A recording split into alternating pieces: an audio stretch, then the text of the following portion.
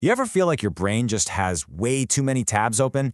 Like you're constantly jumping from one thing to the next, but never really concentrating on any of it.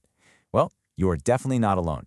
We're about to dive deep into the war for your attention, and we're going to explore why our ability to focus seems to be shrinking and uncover the invisible forces that are making it happen. Okay, first up, let's just get right to it and confront the pretty shocking reality of our modern attention spans. Some people have even started calling it the goldfish brain phenomenon. Get this, 8.25 seconds. According to the latest research, that is the average amount of time a person can now stay focused on a single task. A little over 8 seconds. That's it, before our brain just zips off to something else. And to really put that into perspective for you, a common goldfish can apparently stay focused for a full 9 seconds. Yeah, you heard that right. We have officially been out-focused by a pet you can win at a carnival. It's kind of crazy when you think about it. And this isn't some brand new problem. If you look back to the year 2000, our attention span was a much healthier 12 seconds. But by 2013, it had already plummeted by a third, down to about 8 seconds. This huge drop really begs the question, what on earth is going on? To really get why this is happening, we need to pull back the curtain on the whole system that's been built specifically to capture and hold our focus, and it's called the attention economy. So what is really going on here? Is our shrinking focus just a personal failure? Do we all just need more willpower? Or is there something much, much bigger at play? Well, the answer really lies in this idea called attention economics. It's basically an approach that treats our attention, your attention, as a limited, scarce, and incredibly valuable resource. In a world that is just overflowing with information, the real currency isn't the data, it's your focus. And believe it or not, this is not a new idea. The economist Herbert A. Simon predicted this exact problem way back in 1971. That's over 50 years ago. He wrote, "A wealth of information creates a poverty of attention." He saw this coming long before any of us had a smartphone in our pocket. So how exactly do these platforms get us hooked? Well, they do it by hijacking our brain's own reward system. It's all about something called the dopamine feedback loop, and it's super simple but incredibly powerful. See, you get a notification, a like, a comment, whatever, and bam, your brain gives you a little hit of dopamine, that pleasure chemical. That reward reinforces what you just did, so it encourages you to check again and again and again until, before you know it, it's a deeply ingrained habit. An addiction, really. Now, this constant battle for our focus, it's not free. It actually comes at a really steep price, for us personally and professionally. So let's talk about the high cost of all those clicks. Just look at this number for a second. 23 minutes and 15 seconds.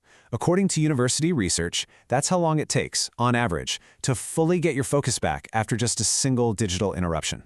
Now think about your own day. How many times are you interrupted in just 1 hour? The cost adds up fast.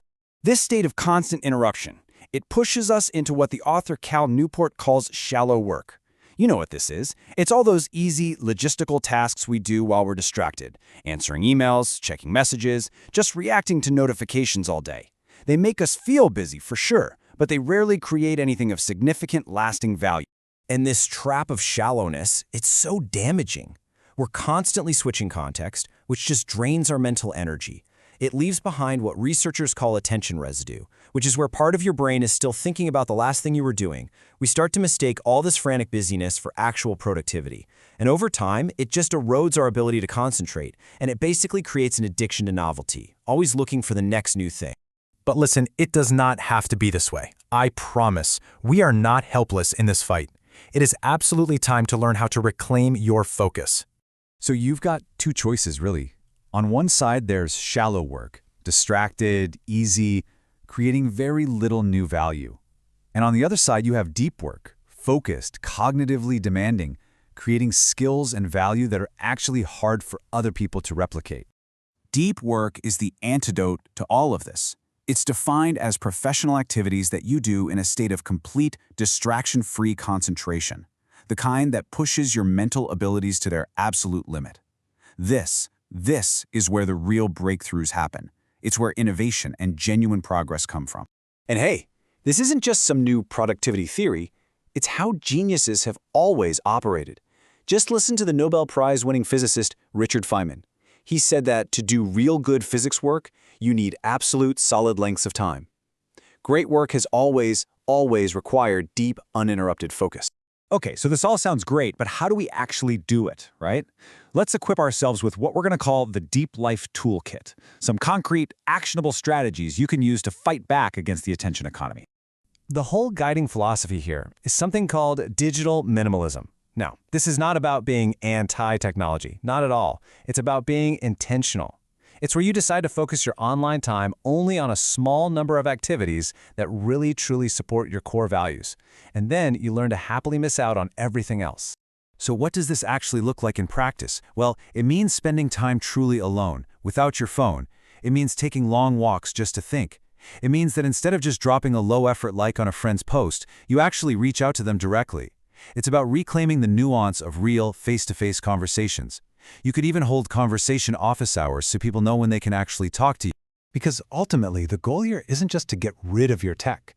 It's to consciously and purposefully redirect the time and energy you get back into things that are genuinely meaningful. Things like solitude, deep thought, and real human connection. And you know, it's so important to remember, this is not just a personal failing, it's a massive cultural shift. I mean, just look at the generational differences in attention spans. You've got Gen Z averaging around 8 seconds, while baby boomers are still closer to 20. This just goes to show how powerfully our environment shapes our minds. As we start to wrap up, I want to leave you with this thought from Cal Newport. He says that the satisfaction that comes from taking charge of what claims your time and attention is something that persists. It's not just some fleeting high. It's a lasting, truly meaningful glow.